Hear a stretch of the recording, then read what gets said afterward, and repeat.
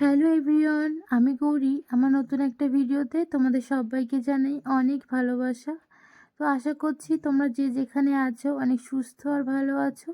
আর তোমাদের ভালোবাসা আমার ছোট্ট মিঠি আর আমার পরিবার অনেক সুস্থ আর ভালো আছে। জানো তো, আজ আমি ভীষণ খুশি, আর সেই ভীষণ খুশিটা কেন সেটাও তোমাদের সাথে পরে জানাচ্ছি। তো চলো, তোমাদের তো কালকেই বলে দিয়েছিলাম যে আমি ফুল ভিডিওটা দিতে পারছি না, কারণ অনেকটা বড় হয়ে যাচ্ছিল তাই জন্য। আর জানো তো, তারপরে কখন যে আমার ফোনের ব্যাটারি শেষ হয়ে গিয়েছিল সেটাই আমাদের জানা ছিল না, আর এদিকে দেখি ফোন সুইচ অফ হয়ে রয়েছে। তো তারপরে কিছু ভিডিও ক্লিপ আমি নিতে পারিনি। যখন আমার মনে পড়লো যে দেখি তো ভিডিও হচ্ছে কি না, তখন দেখি অলরেডি অফ হয়েও গিয়েছে, আর আমাদের কাজটা অনেকটা এগিয়েও গিয়েছিল। তো ফাইনালি এই এসে দাঁড়িয়েছে। দেখো, মাম্মামের স্কেচিংটা ওখানে রাখা আছে, আর এই জায়গাটাতেই ছিল এই গাছগুলো আর কিছু মাটি। তো সেগুলোকে সরিয়ে এখন এই পরিস্থিতি দাঁড়িয়েছে। তো তোমরা বলো কেমন হয়েছে? আগের থেকে উঠোনটাকে একটু বড় হয়েছে আর আগের থেকে কি একটু ভালো লাগছে? সেটাই তোমরা একটু দেখে বলো তো আমাকে। আর তারপরে আমি দেখছিলাম যে পোটেটা ঠিক হয়েছে কিনা, আমার ওঠার মতো হয়েছে কিনা। আর দেখলাম হ্যাঁ, সত্যিই অনেকটা ভালো হয়েছে, কষ্ট কম হচ্ছে, উঁচু নিচু কম। আর তোমাদেরকে দেখাই, পাশের যে ভিডিওটা দেখতে পাচ্ছ এটা আগের একটা ভিডিও, আর সেখান থেকে আগে তোলা ভিডিও, তো সেখান থেকে নিয়ে দেখাচ্ছি। তো দেখো, দুটোর ভিতরে অনেকটাই মনে হচ্ছে পার্থক্য। আর এদিকে দেখো কত সুন্দর পরিষ্কার লাগছে, বাড়িটা মনে হচ্ছে অনেকটাই ফাঁকা ফাঁকা হয়ে গিয়েছে। আর তারপরে জানো তো, ওই কাজটা শেষ করতেই আমাদের বেজে গিয়েছিল 11টা মতন।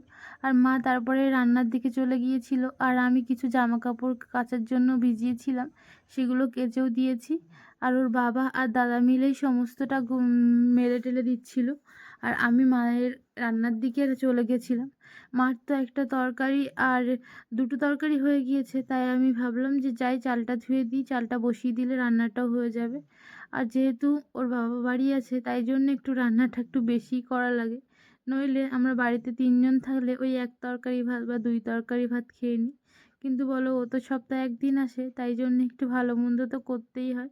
তো আজ তেমন ভালো মন্দ বলতে তেমন কিছুই নয়, ওর পছন্দের 5 মিশালি এই শীতের তরকারি দিয়ে আর চচ্চড়ি, আর সঙ্গে আমুদের জন্য দিয়ে করেছে, আর কিছু আমুদের জন্য ভাজাও রেখেছে, আর একটা মাছের ঝোলও করবে। আর এদিকে দেখো, ভাতটা আমি বসিয়ে দিয়েছি, আর মা ভাতের জালটাও ধরিয়ে দিয়েছে। আর এই যে তোমাদের মিঠি বাবা উঠে গিয়েছে, এখন বাজে ওই 11টা মতো, এখনই ওর ঘুম ভেঙেছে, তো ওকে তুলে এনেই রাখা হয়েছে। তো দেখো তোমাদের মিঠি কি বলে।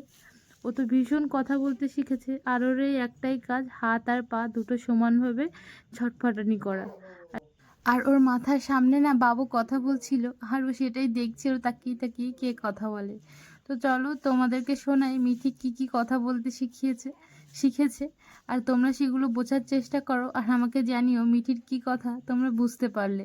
তো চলো শুনে নাও কি বলছে মিঠি।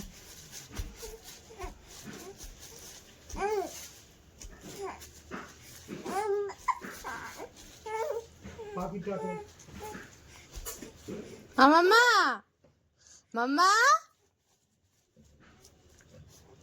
কই? কি গো?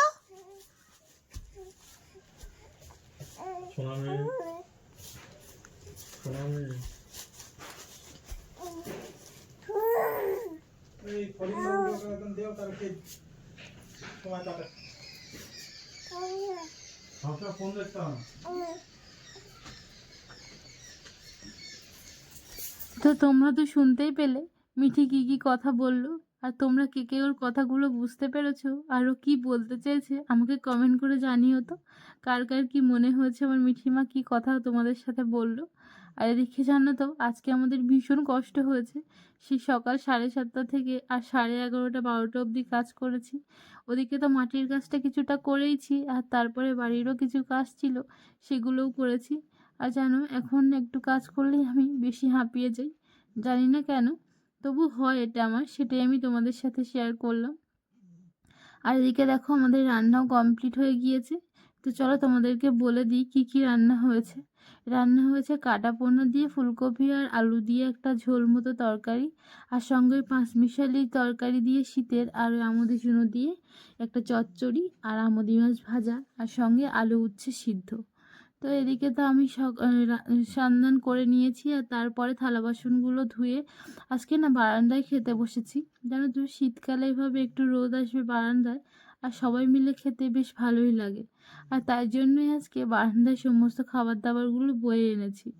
আর এভাবে না সবাই খায়, আমি দেখেছি শীতকালে। আমরাও ছোটোবেলাতে উঠানে বসেই খেতাম, বারান্দাতে তো সেভাবে রোদ যেত না বাড়িতে, তাই জন্য সবাই মিলে সকালে উঠোনে বসেই একসাথে এই সকালের খাবারটা খেতাম।